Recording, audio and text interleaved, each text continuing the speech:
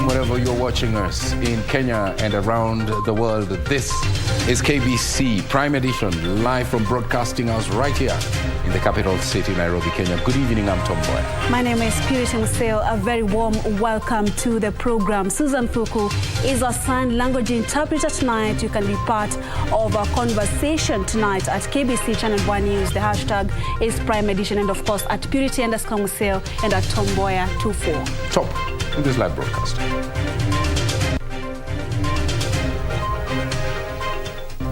Three cabinet secretaries quit government to join politics. Utatibiwa vile utatibiwa India, na ukiwa na kadi yako utatibiwa na uende nyumbani bila kulipa hata ndururu moja. Relief for cancer patients with the opening of the first of 4 regional centers to provide treatment at a subsidized cost. Plus, members of the National Assembly threatened to derail the supplementary budget over delayed disbursement of CDF funds.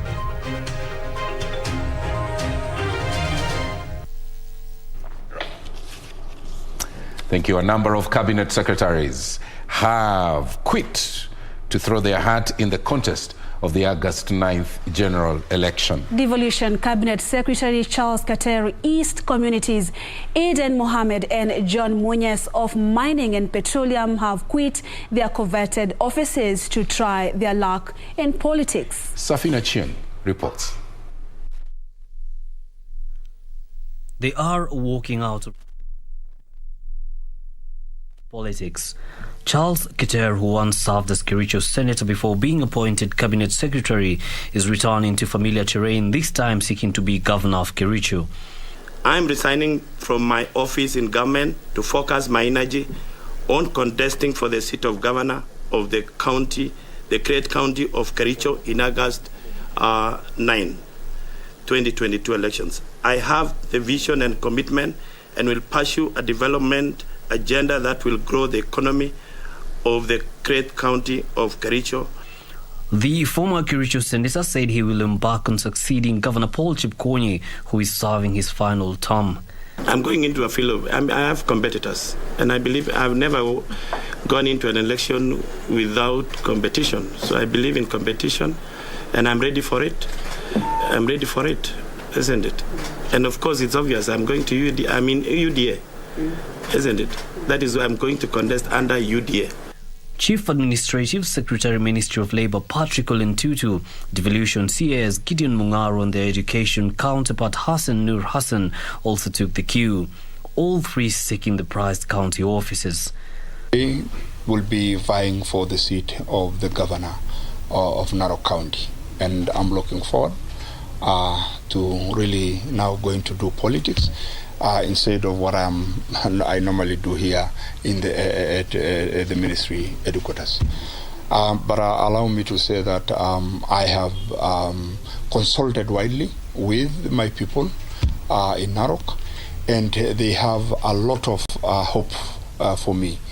Na niwaahidi watu wa Kilifi kwamba mimi natarajia kuchukua Kilifi pale ilipo sasa na kwenda mbele, na ninatumai niko na ujuzi wa kutosha na ari ya kuweza kubadilisha maisha ya watu wa Kilifi.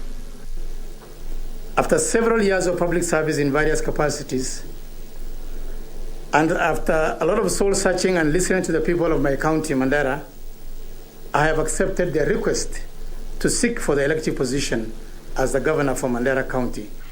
Water Principal Secretary Joseph Irungu has also walked out of office with his eyes set on the Murang'a gubernatorial seat. I am a long-standing public administrator, having served in the field administration and also having served in the ministries as the Director of Administration and Secretary for Internal Security. So I have the requisite experience to be able to run as a governor for Murang'a County. All abiding by the requirements of the law that all non-exempted public officers must resign by midnight Tuesday, the 8th of February. Well, a quick correction. That was Khalid's report, of course, voiced by Yusuf Farah. Let's now look at Safina Chieng's report.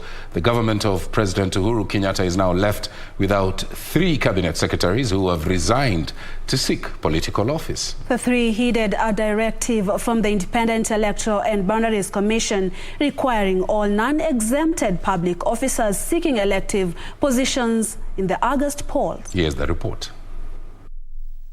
It is a day that will go down in the history of Kenya when the country witnessed voluntary resignation of 3 cabinet secretaries within a single day, not fired by the appointing authority. The highest resignation coming from the new position of Chief Administrative Secretaries, an office created by President Uhuru Kenyatta in his last term of office. Not left behind was also a number of principal secretaries and other non-exempted state officers who are compelled by law to resign 6 months to the date of the general election if they have to be cleared. Former Transport CAS Wavinya Ndeti and former State House Chief of Staff Nzioka Waita, who are eyeing the Machakos County Governor's position, also resigned. Former CAS Patrick Ole Ntutu going for the Narok County Governor. Mining and Petroleum CAS John Mosunik, who wants to unseat Bomet Governor Hilary Barchok. Former Tourism and Wildlife CAS Joseph Boynet also resigned to focus on his gubernatorial campaign in Elgeyo Marakwet County. And Lands CAS Gideon Mungaro, who wants to be the governor of Kilifi County, all saying goodbye to public service. Also resigning are staff of various parastatals who are joining the political terrain.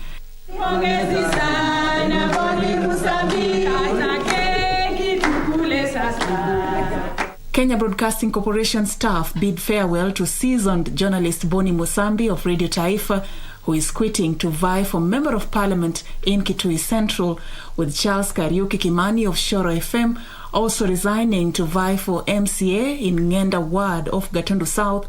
Kazungu Munyi of Radio Taifa also going for the Mwavumbo Ward MCA post in Kwale County, and Judy Wanjao eyeing the senatorial seat in Nyeri County. For Prime Edition, I'm Safin Aching Ohuma. Well, to Boni Musambi and our other colleagues, we wish you well. Absolutely. Non-exempted public officers wishing to contest in the August 9th general election have until midnight to resign. The Court of Appeal quashed an order issued by the Employment and Labor Relations, stating that the rule was clear and non-exempted public must quit office 6 months before election. Here's the report.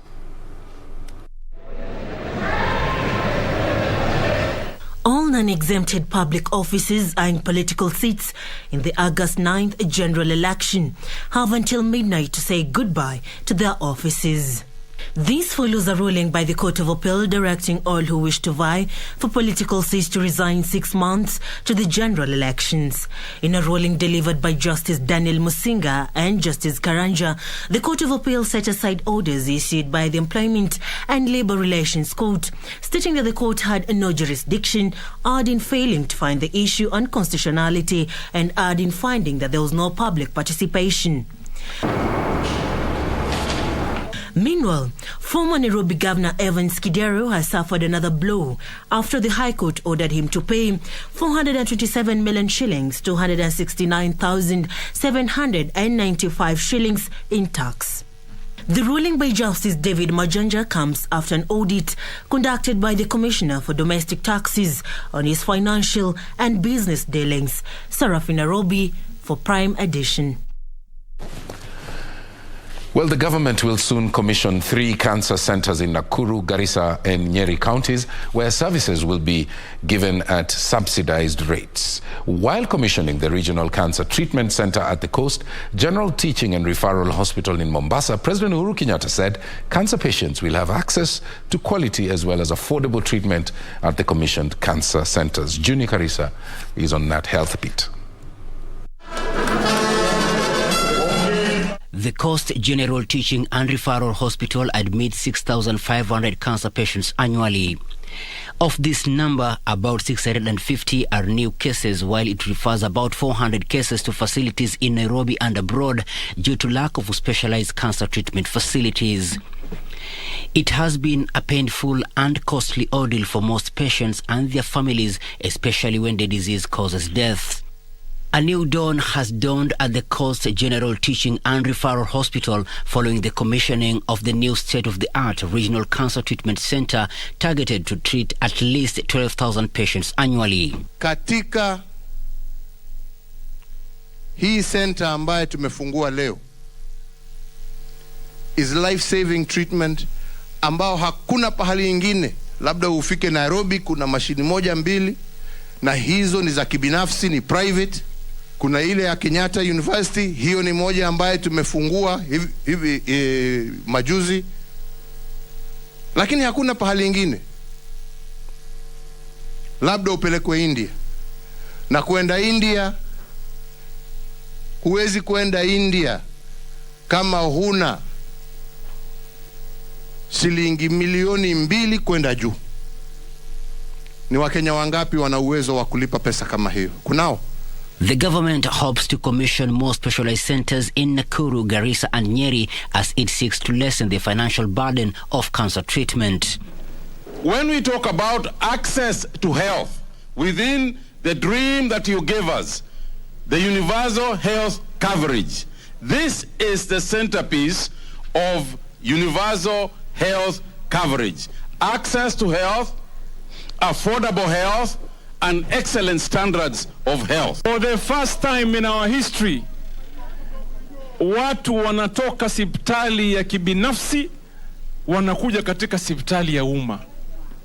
Your Excellency, I want to confirm that we are overwhelmed by the referrals that come to us from the private hospitals.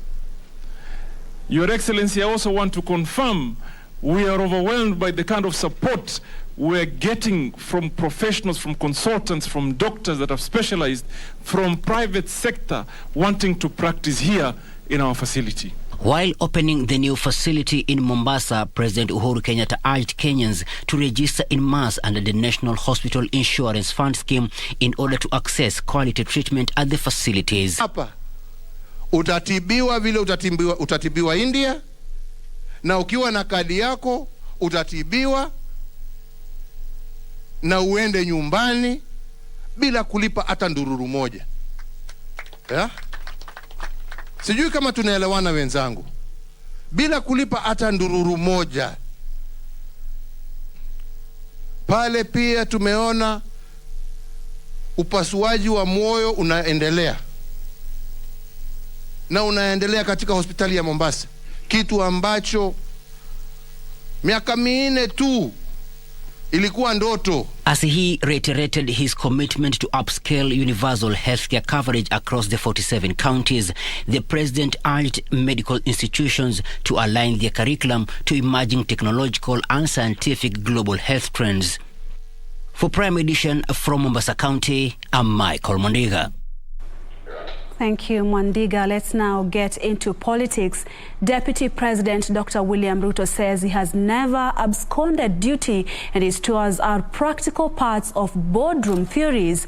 Ruto, who led his Kenya Kwanza Alliance for a series of rallies in Kakamega, urged Kenyans to vote for development and shun leaders he described as deceitful. The Alliance's leaders say their opponents have no track record to show for the positions they have held in the country and should be rejected. Weekly for Catch reports.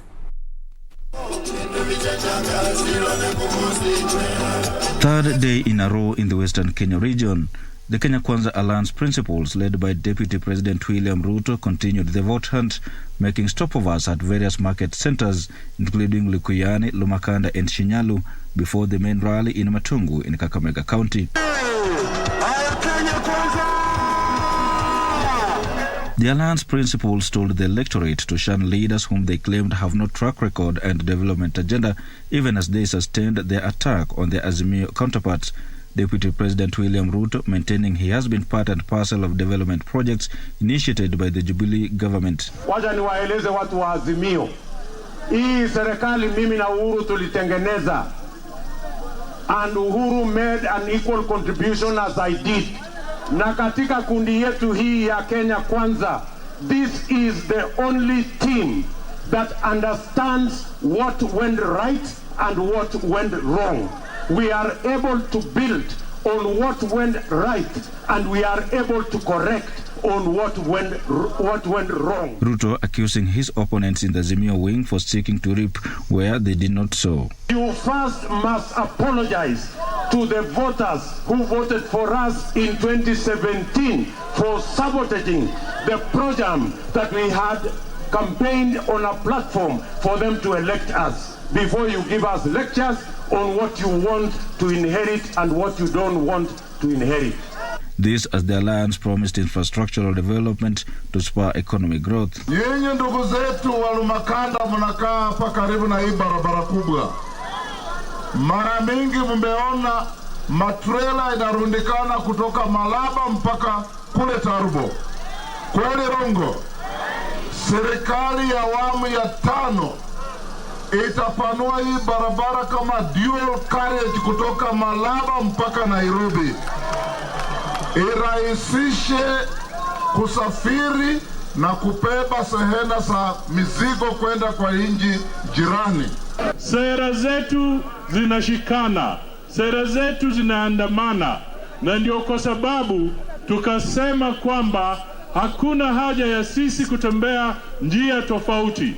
Leaders accompanying the principals maintained that the Kenya Kwanza alliance would clinch power, urging Western Kenya voters to be firmly part of the train. Tumesema viongozi wetu, Mheshimiwa Musalia na Weta, wakisema left tunaenda left, wakisema right tunaenda. Sasa wametuambia kwamba mwaka huu watafanya kazi na huyu hasla. Mtakubali hiyo maneno? Na hii safari ambayo Wakenya wanatembea kuunda serikali, hakuna mtu yeyote hata unashikilia cheo gani ambayo utazuia. Na tumesema kwa kauli moja, serikali yetu ni hii ya Kenya Kwanza. Hawa wanaume wako hapa, lazima mmoja wao ndiye atachukua kule Kasarani. The Kenya Kwanza boat today docked in Kakamega as it sought to pick more passengers in its extensive charm offensive mission in the vast Western Kenya region before setting sail for Trans Nzoia County on Wednesday. Wycliffe Okech, Prime Edition from Kakamega County. Well, the race to State House gains momentum. Is Wiper Party under pressure to form an alliance with Azimio la Umoja? Party leader Kalonzo Musyoka set the record straight after this short break. Absolutely. Stay with us and do engage us on our social media platforms, including Facebook and Twitter at KBC Channel 1. Use the hashtag #IsPrimeEdition.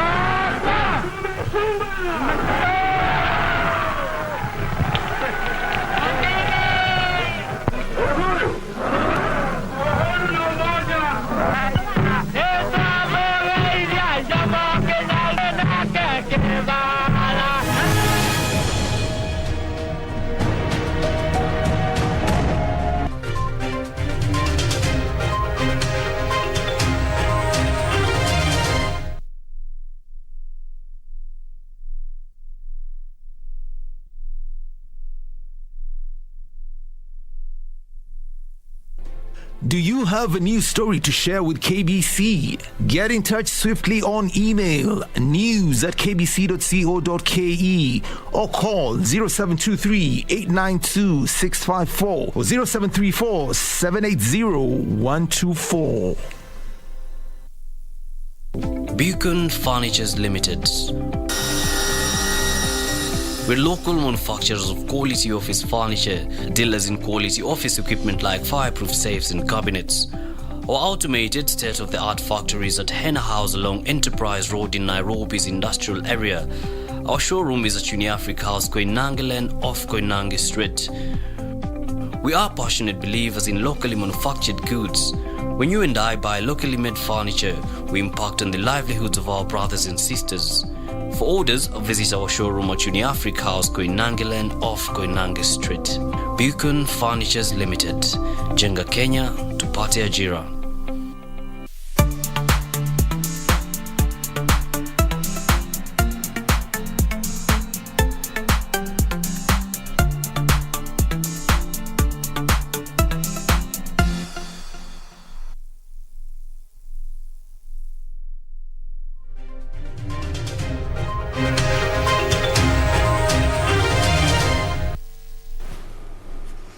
Welcome back to this live broadcast. Now, Wiper Party leader Kalonzo Musyoka says the One Kenya Alliance, OKA, is under no pressure whatsoever to form an alliance with Azimio la Umoja movement affiliated to ODM leader Raila Odinga. Making the remarks after a Wiper Party National Executive Council meeting held right here in Nairobi, Kalonzo said that One Kenya will not enter into a coalition with a non-registered political outfit ahead of the forthcoming general election. Ben Chumba reports. In the midst of the political realignments wave ahead of the August 9 polls, the Wiper Party remains firm, not bowing pressure to seek other partnerships outside the One Kenya Alliance. The Wiper Democratic Movement reiterates its commitment on One Kenya Alliance and will continue working towards the strengthening of the alliance.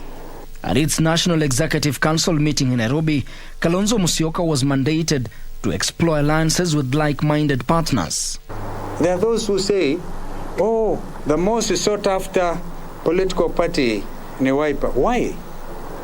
Why is it not the case that Wiper wanawahitaji wenzao wengine wengi? So hiyo prejudice ndio ambayo kwanza tunataka tuiangazie.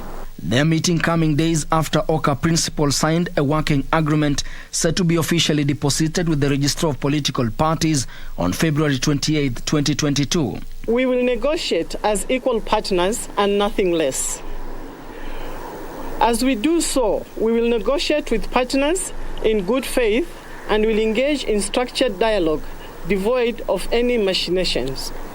On claims that One Kenya Alliance has placed conditions and irreducible minimums for it to join Azimio la Umoja movement, Kalonzo Musyoka said OKA is cautious not to enter into an agreement with an unregistered political outfit. You can understand why people are also very careful to go into coalitions where you do not end up suffering really from trust deficit.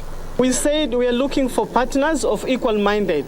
And those partners can as well join OKA because you know what? Azimio is nothing. It's not registered. It's something which is not even known what it is. So we don't want to say that we are going to Azimio. We don't want to Zimia. With April 9 being the deadline for coalition parties to deposit their agreements with the Register of Political Parties, the Wiper Party maintains that such a move will only be considered after sincere and transparent negotiations held in good faith. Lakini hatutukubali maneno, yani wengine mnakuja kwa meza wanazungumza na wewe na waficha mengine hapo. You cannot negotiate with a weapon in your arms or in your pocket. Ben Chumba, Prime Edition. The Independent Electoral and Boundaries Commission now wants Parliament to allocate it 4.5 billion shillings to facilitate a voter verification process and clear urgent pending bills. Appearing before the National Assembly's Justice and Legal Affairs Committee, the Commission's Chief Executive Officer Marjan Hussain warned that failure to allocate the funds will hamper the verification process, which is a constitutional requirement. The National Assembly's Justice and Legal Affairs Committee engaged state agencies under its purview on the 2021-2022 supplementary budget estimates. IBC CEO Marjan Hussain lobbied for an additional 4.5 billion shillings to cater for forthcoming voter verification process and clear urgent pending bills. This verification, if you don't allocate us the budget, it means we'll do verification the way we've done with the voter registration. That is word-based. 3 kits per ward, 3 kits per ward, and we'll continue the way actually we did it for the first if you don't allocate us. But if you allocate us, it means you are going to deploy more resources, we'll reach out to more people. Key among the pending bills are monies owed to telecommunication companies and legal fees. According to IEBC, the verification process, which is a constitutional requirement, will cost 1.3 billion shillings, while the urgent pending bills amount to 2.3 billion shillings. Suppose I have not paid Telecom, I have not paid Airtel, I have not paid, and we've not paid them. Suppose they decide not to work with us because we have not paid them. Those are the non-legal? Yes, you can see the ICT. So we are actually in a very awkward position. The committee members intend to scrutinize the pending bills to ensure they do not validate fraud. The IEBC also revealed that the continuous voter registration will still go on at the Huduma centers and constituency IEBC offices. The MPs also interrogated the Ethics and Anti-Corruption Commission's request for an additional 350 million shillings to enhance background checks on political aspirants. The Electoral Agency and the Office of Registrar of Political Parties will again appear before the MPs after 2 weeks to brief them on the state of preparedness for the general elections. Reporting from Safari Park, I'm Geshoke Washira. Now, stakeholders are calling for efforts to accelerate access to justice for victims of gender-based violence, or GBV, if you like. According to the Executive Director of the Association of Media Women in Kenya, Judy Kaberia, the surge in cases of GBV is alarming, yet perpetrators still escape the wheels of justice. Kaberia is challenging the judiciary to fast-track the process of setting up a special unit to clear the backlog of GBV cases pending in court. According to the 2014 Kenya Demographic and Health Survey, the most recent national data, over 40% of women in Kenya reported having experienced some form of physical or sexual violence in their lifetime. According to the Executive Director of the Association of Media Women in Kenya, Judy Kaberia, the surge in GBV cases is still alarming despite the stringent legislative and policy framework which criminalize GBV in the country. Whereas progress has been made to tighten the laws against GBV, establish structures such as the gender desks, polycare, and an emergency reporting system, the upsurge of cases is an indication that either these changes are insufficient or incommensurate to the weight of GBV crimes. We must make it easy for victims of SGBV to access justice. And that is where we are saying there's a big failure. It is for this reason that AMWIC, in collaboration with the Urgent Fund Action Africa, is challenging the government to eliminate the bottlenecks of access to justice for victims of GBV. We urge the judiciary and the government to hasten this process by allocating the necessary resources to pave way for the establishment of the special unit to clear the backlog of GBV cases and hasten the process of justice. It is very important that we're investing a lot of our efforts in prevention and mitigation of GBV. The stakeholders are also calling for professionalism in the handling of GBV victims. And we have established that victims of GBV fail to report cases due to fear of the police, bribery, and further victimization. For Prime Edition, I'm Safin Acheng Ouma. And the country's COVID-19 positivity rate stands at 1.3% following the confirmation of 63 new COVID-19 infections out of 4,847 samples tested in the last 24 hours.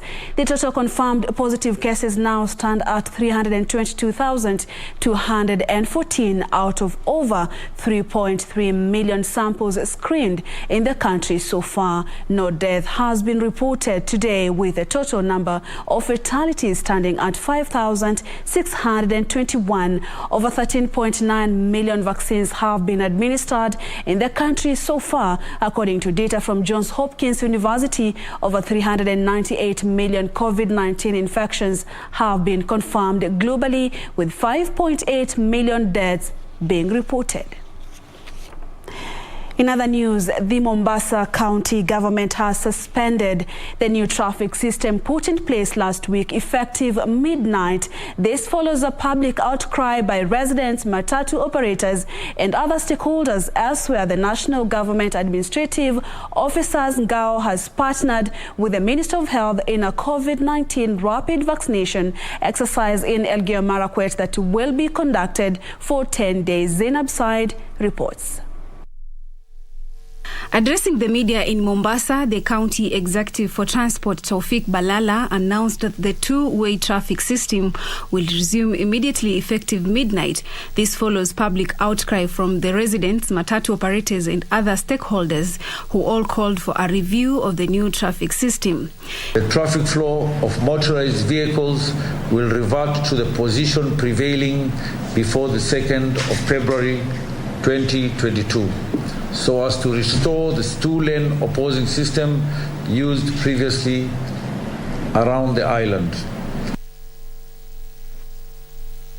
In Elgeyo Marakwet, the National Government Administrative Officers Ngao, in partnership with officers from the Ministry of Health, have launched a 10-days rapid vaccination exercise in a bid to increase the number of vaccinated residents in the county. Statistics inaonyesha kwamba wanaume wako mstari wa mbele zaidi ya asilimia 45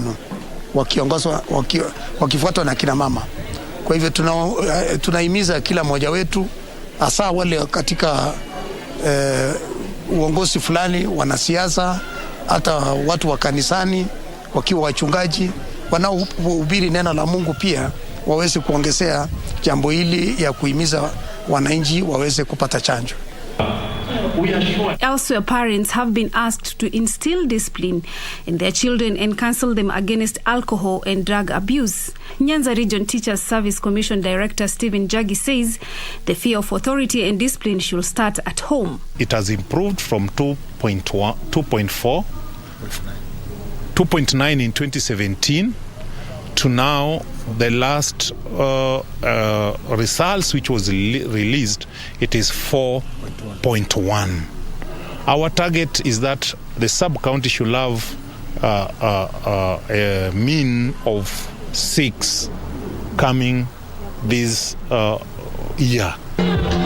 And Kabete Member of Parliament Githua Wamasukuru is now calling on the government to relook at the new competence-based curriculum, saying there are a lot of challenges facing the curriculum and its implementation. Ministry ya Education inafaa ikutane na wazazi na walimu, wajue shida ambazo wazazi wanapitia, walimu ambazo wanapitia, ndiposa waelewane kwamba ni system gani ambayo inastahili katika nchi yetu ya Kenya. Finally, unpleasant economic situations, design failure have been cited as some of the causes of unpleasant arousal in the real estate sector, with thousands of Kenyans sinking millions to fraudsters in the sector. The government has been urged to come up with measures to streamline the sector. The way the country has become is quite stable. Quite a lot of people are able to differentiate between business and politics, and we do not expect anything else. Things not to work according to the way we want. For Prime Edition, I'm Zainab Said. And by the way, lawmakers have threatened to reject the supplementary budget over a delay by Treasury to disburse 4.9 billion shillings towards the National Government Constituency Development Fund. MPs further threatened to shoot down any government business before the floor of the House until the remaining part of the 41.7 billion shillings allocated to the constituencies for the current financial year is factored in the supplementary budget. Gladys Mungai filed this report. The chairman of the Constituency Development Fund, Wafula Wamunyinyi, was responding to a question by Honorable Cornelius Serem over the delay by Treasury in disbursing the balance of 4.9 billion shillings to the Constituency Development Fund, accusing the government of prioritizing its development projects at the expense of CDF. Mr. Speaker, it was then agreed that this was going to be put in the supplementary budget that we expect before the House any time. But I'm informed, I'm not sure, I've not seen it, but I'm informed, Mr. Speaker, it is not part of what is going to be tabled. The CS must understand is actually breaking the law. And if that is not the case, Mr. Speaker, next time I'll be here, I'll be having the motion to impeach the CS. In a retaliation, the MPs threatened to paralyze debate on the 126 billion shilling supplementary budget, others threatening to derail government business on the floor of the House. Do we have to protest so that we are given funds, Mr. Speaker? If you have to engage the chairman, do so. If you have to engage the Speaker, do so. Otherwise, the supplementary budget tabled before this House will go down. If he doesn't do what we are saying, by next week, Mr. Speaker, you will be seeing a motion of vote of no confidence on your desk against that minister. I think we should not blame Honorable Wamunyinyi. We should blame ourselves for not making decision on the floor of this House. Meanwhile, the National Assembly has considered the report on the vetting of Elizabeth Wangoi's Moshiri's nomination as the member of the Salaries and Remuneration Commission to represent the National Police Service Commission. If we are not able to take care of our police service, and they are the ones who are taking care of us, how do you expect them to be able to take care of themselves? Sometimes we are thinking there are very, very complex issues that are affecting the police. But sometimes there are very basic issues which are bread and butter issues. And I'd want to encourage that as soon as she takes up office, that is the first thing that she needs to look at the Salaries Commission. Establishment of counseling through a body corporate like a commission which sets the rules on how the social well-being of our officers will be is a good thing. And that's one thing, Honorable Speaker, that we really want her to emphasize and say how are they going to work on it in terms of through SRC as a commission. And the Senate on Tuesday resumed its regular sitting for the sixth session with the budget policy statement, the medium-term debt management strategy and the draft division of revenue bill set to take precedence of the business of the House. For Prime Edition, I'm Gladys Mongai. And tonight, in our weekly news feature segment, County Fact File, we focus on County Code 20 Kirinyaga. Over now to Jacqueline Wambiro.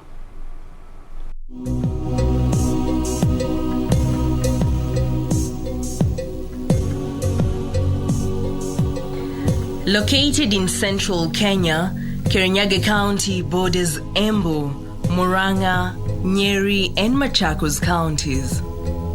The county's headquarters are at Kerugoya.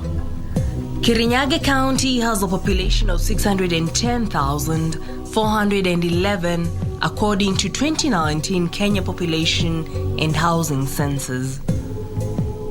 Kirinyaga has 6 sub-counties: Kirinyaga Central, Kirinyaga East, Kirinyaga West, Mboya East, Mboya West, and Mount Kenya Forest, covering the county's 1,478.3 square kilometers.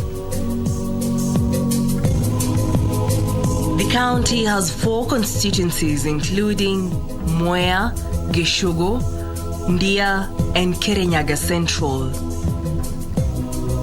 Agriculture is the main economic activity, with the county being the largest producer of Kenya's rice. The best quality of Pishori rice is grown at Mboya Irrigation Scheme. The county is the largest producer of tomatoes in the country. Coffee, tea, maize, beans, French beans, among other crops, are also grown in the county. Fishing is also practiced at Sagana along the river Sagana. The first governor was Joseph Ndathi, who was succeeded by Anne Waiguru. Kirinyaga County has 349,836 registered voters according to IEBC 2017 records.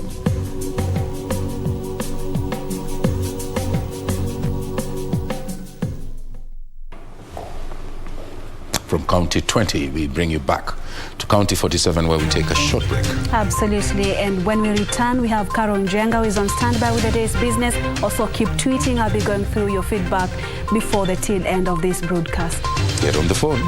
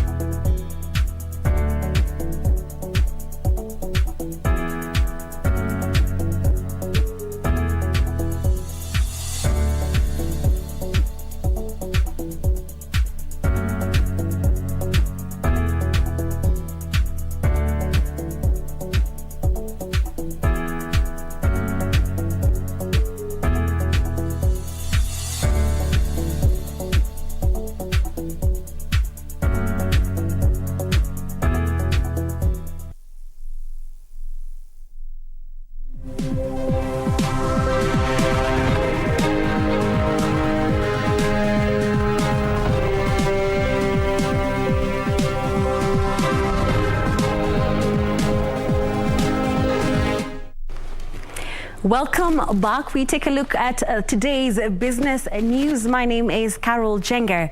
The Kenya Shipyard Limited has received orders to deliver 17 ship orders as it starts to commercialize its operations. The firm's Deputy Director Peter Mudhongo says it plans to extend its operations in the region after the completion of the 2.4 billion shillings MV Uhuru 2, which is set for August this year.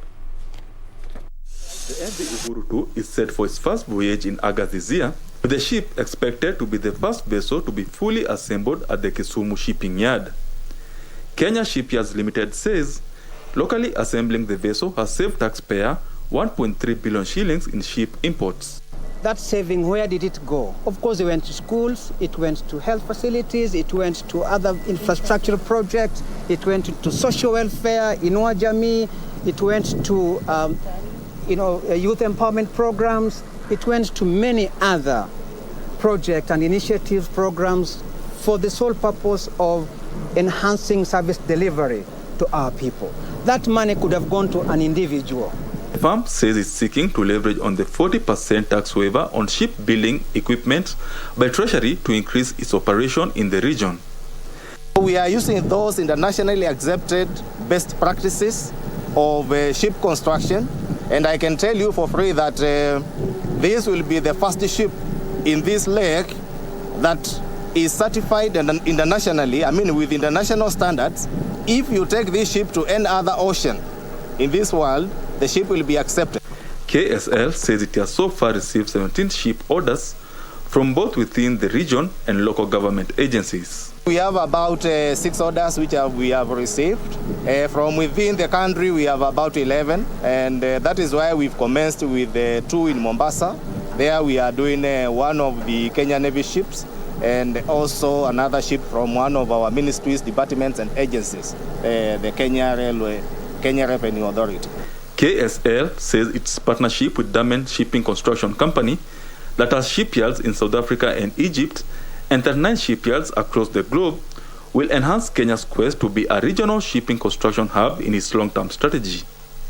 We decided to have them as our partner simply because we wanted to bridge that gap that we experienced for over a century and a half, having facilities that we cannot use simply because we had no capacity, and we gave them conditions that when they came over here, they should not bring with them workers. The Uhuru 1 vessel that was rehabilitated at a cost of 50 million shillings but the KDF has so far made 90 voyages across Lake Victoria, transporting 1.1 million liters of fuel since it was commissioned in 2019. We decided to have them as our partner simply because we wanted to bridge that gap that we experienced for over a century and a half, having facilities that we cannot use simply because we had no capacity, and we gave them conditions that when they came over here, they should not bring with them workers.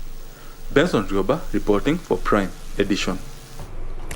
Safeguarding the internet is a collective responsibility that requires parents to be more involved in monitoring what their children do online. This is the Communications Authority message to Kenyans on this year's Safe Internet Day. CA Director for Legal Affairs, Mercy Wanjao, says the government has bolstered awareness efforts, but there is still more that needs to be done by individuals in making the internet safe, especially for children. Statistics by the Kenya Bureau of Statistics indicates that there are about 20.6 million internet users in Kenya.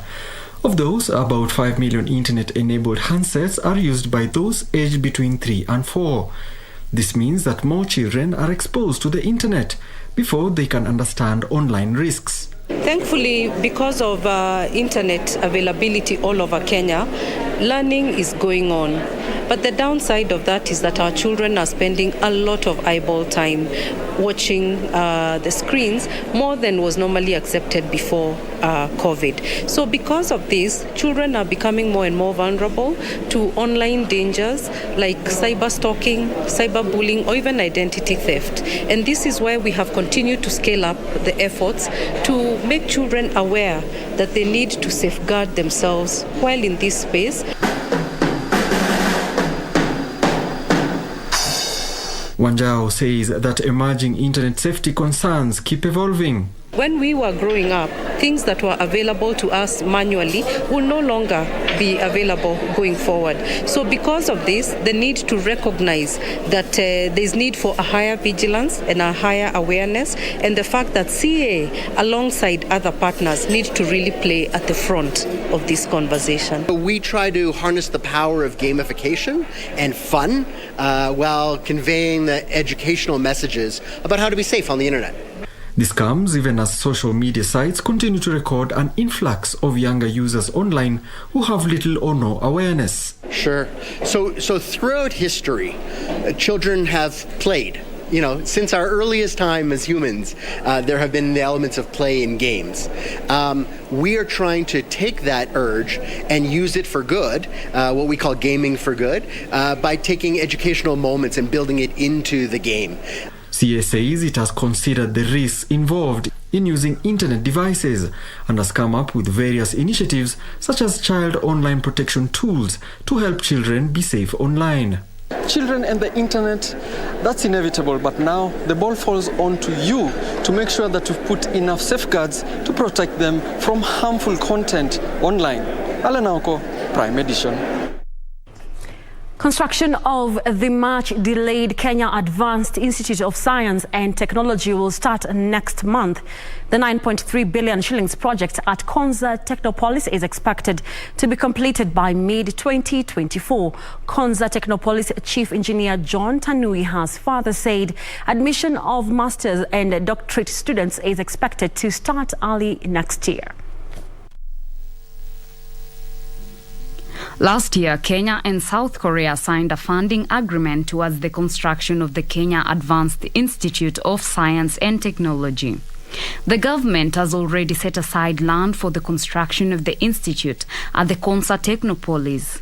KAIST is expected to provide specialized research and training in biotechnology, robotics, chemical engineering, among other cutting-edge fields. The institute was first proposed more than 10 years ago, but has faced delays in implementation due to long bureaucratic processes. This comes even as Konza Technopolis confirmed that 72% of Phase 1 has been snapped up by investors. We started a program we are calling Konza Investing COV series. And we did it in Machakos, we came to Karen, we went to Eldoret, and we are here today to just share the update of what we are doing at Konza Technopolis, share investment opportunities, and also share programs that we can work together and transform our country. According to Konza Technopolis Development Authority Chief Engineer John Tanui, the development of Phase 1 horizontal infrastructure is set to be completed by the end of this year.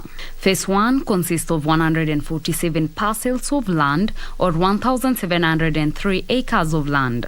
The government has so far provided land, clean water and high voltage power connection to the city as incentives to attract investors and demonstrate commitment to the development of Konza Technopolis. Police provide that platform for such innovation hubs across the country to bring the ideas into successful journeys that can be funded, that can do business with government, with private sector, and create potential to have startups that will call Kenya home as they grow to become multinationals. Upon completion, Phase 1 is expected to attract 30,000 residents composed of 7,500 knowledge workers and 16,700 other workers. Reporting for Prime Edition, I am Teresa Mutai.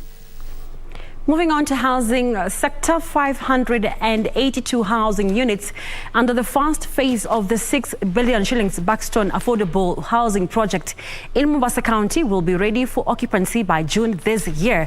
Housing Principal Secretary Charles Hinga says priority will be accorded to the over 500 families who used to live in the Buxton estate houses that were demolished to pave way for the project. Speaking during a tour of the Buxton Affordable Housing Project in Mombasa County, Housing Principal Secretary Charles Hinga noted that there increased interest by investors in the affordable housing project. So kuna zile nyingi ambazo sasa zinangojea financial close, the funding na hiyo ndio. Hinga says 582 housing projects under construction during the first phase of the 6 billion shillings Buxton housing project will be ready for occupancy by June this year. With all the social amenities, and our philosophy is very simple. We're selling a lifestyle and giving the people of Mombasa an indication or a show of what a new Mombasa should look like. In total, the project will have 2,000 housing units. Wale watu ambao wako informal business, they don't have a pay slip. They're also Kenyans, and we need the whole face of Kenya to be represented in these houses.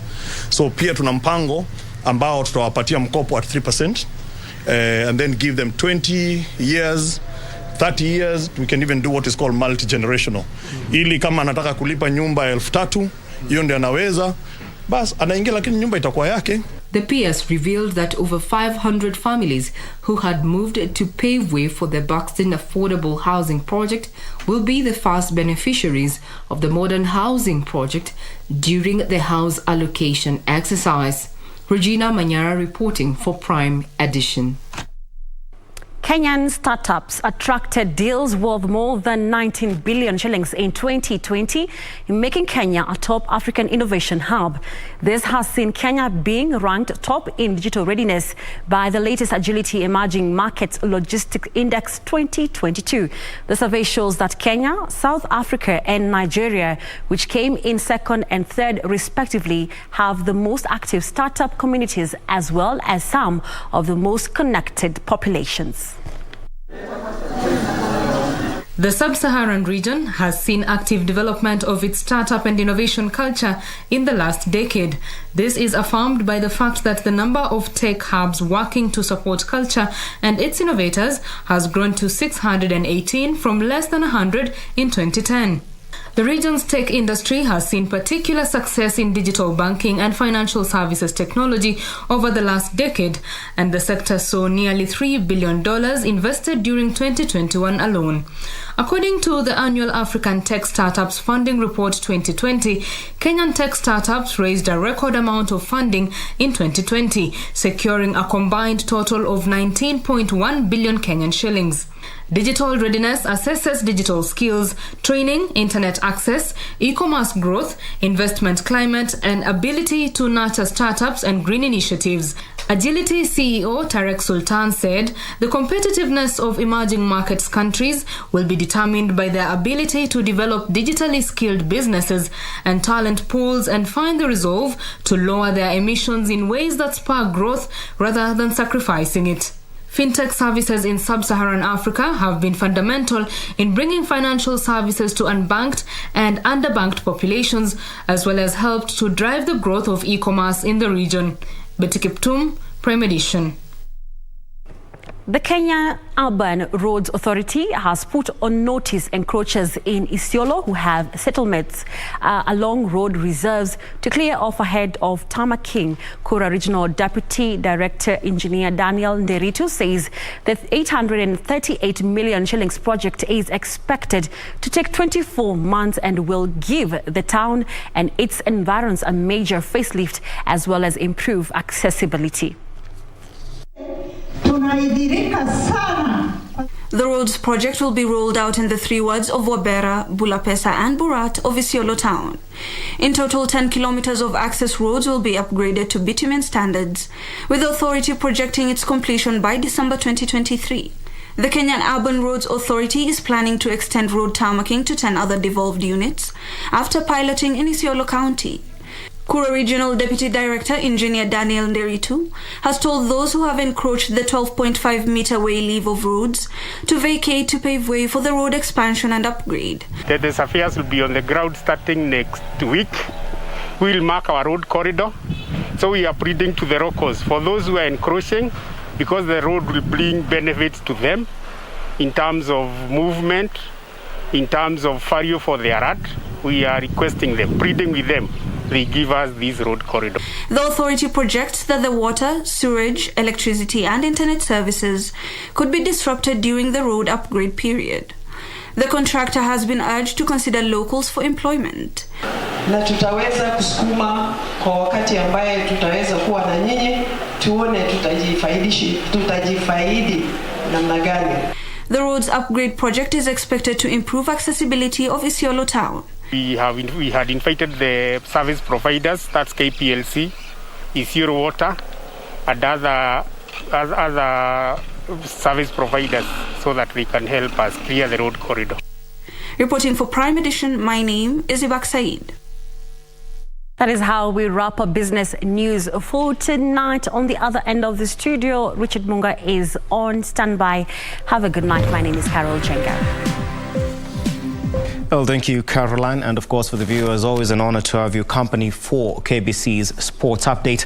I'm Richard Munga. Now, Zimbabwean professional Visitor Mboya pulled away from the rest of the field after carding 2 under par 70 at the par 72 Karen Country Club course, going into Wednesday's final round of the 2021-2022 Safari Tour Series. The winner is assured of 250,000 shillings with bonuses for under par scores in each round. Visitor Mboya bogeyed 1 hole in the front 9 and recovered with birdies in the 10th, 12th and 14th holes for a round of 2 under 70 for a total of 14 under par 202 to take a 1-shot lead from his countryman Robson Chinoi. It's always good to play with someone you know. And also Simon, it's my second time playing with him, and it wasn't too much like the pressure, and because these are the guys I've played with several times before. Chinoi had 5 birdies at the back 9, including a 2-footer at the 18th for a round of 5 under par 67. The game is still open for everyone. I'm feeling good. I'm feeling confident. If I just continue hitting it the way I'm hitting, it'll be good to see myself holding a trophy. It'll be good to see my fellow countrymen or the local guy, anyone who's gonna win. I'll be very happy. Thika Simon Ngige, who bogeyed the 15th and the 18th for a round of 1 over par 73 and a total of 11 under par 203, was just a shot better than Dismas Indiza, who shot 4 under par 68 to move 4th on 10 under par 206. It was very interesting playing with Zimbabweans, especially Chinoi and his friend there. I started well, then I made a mistake on hole number 3. I hit it on the left, then I tried to lay up, then I hit it in the bushes, then out, then I made 6. Then I made another bogey on 7 and another bogey on 8. 12 players were on under par scores at the close of round 3, setting up a thrilling final day. For Prime Edition, I am Daniel Wahome. Now, local under-18 girls tennis players will now shift their focus to the Africa Junior Championships and will do adequate preparations to register great result. This comes after today's ITF Tour Junior Championship at the Nairobi Sports Club, where 14 Kenyan players participated in the event, aiming to secure a ticket to the African Junior Championships that are slated to be held in March.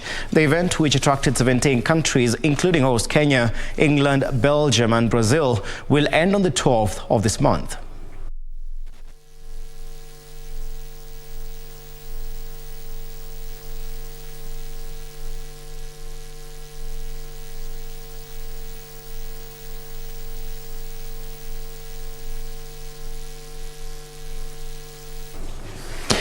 Elsewhere, Kenya's reigning Group N champion, Jasmeet Chana, says he has a burning desire to tackle this year's WRC Safari Rally Kenya in a new car.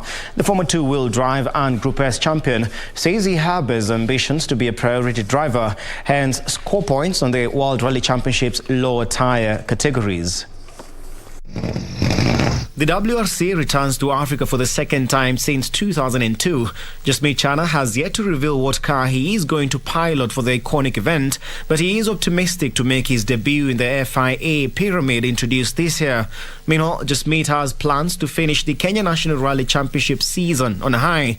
Despite finishing the season opening KMSC Kajiado Rally at a distant second, behind Ford Fiesta's R5's Karan Patel, Jasmeet Chana says he still possesses an insatiable appetite for success on national series events. Chana salvaged the runners-up slot despite late turbo scares, but notes that his good start has only strengthened his ambitious campaign to come back stronger in the remaining rounds in the Kenya National Rally Championship. Jasmeet is happy pairing up with his elder sibling Ravi Chana, who is a seasoned navigator in the series, and is confident the two of them will be in impressive form for the KNRC2 event in Nakuru early next month. Now, switching gears to other matters, Rift Valley Prison's volleyball team, the Eldoras Linda Maji Mtaani Volleyball Tournament champions after trouncing Meruet volleyball team from Wasin Gishu County. Rift Valley Prisons won 3-0 of 25-18, 25-12 and 25-16 at the two-day tournament played at Kipkenyo in the county, where 8 teams participated. Meruet had qualified for the finals after edging out Eldoret Pipeline volleyball team at the semis by beating them 3-1. In the second semi-final match, Rift Valley Prisons team floored Simat volleyball team with a 3-0 result. Eldoras has organized a series of tournaments to sensitize the community against illegal water connections in Eldoret town as well as its environs.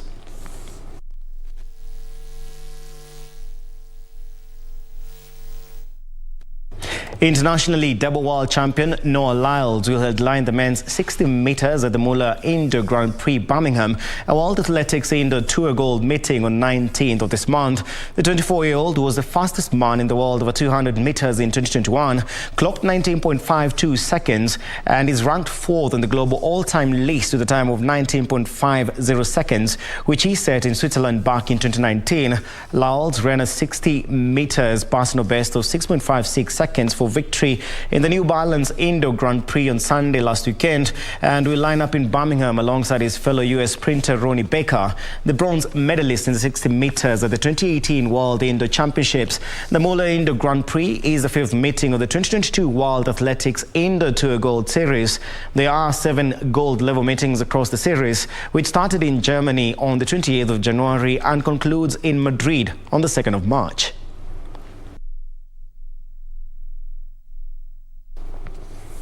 Internationally, to other matters, football matters now, Manchester United will be looking forward to clinching a win that will see them maintain their top 4 position and they take on bottom-placed Burnley at the Turf Moor Stadium. Meanwhile, West Ham United will continue with their top 4 fight when they host Watford in the English Premier League tonight. After securing an injury time win over West Ham, Manchester United will be hoping to extend their winning streak when they host bottom-placed Burnley.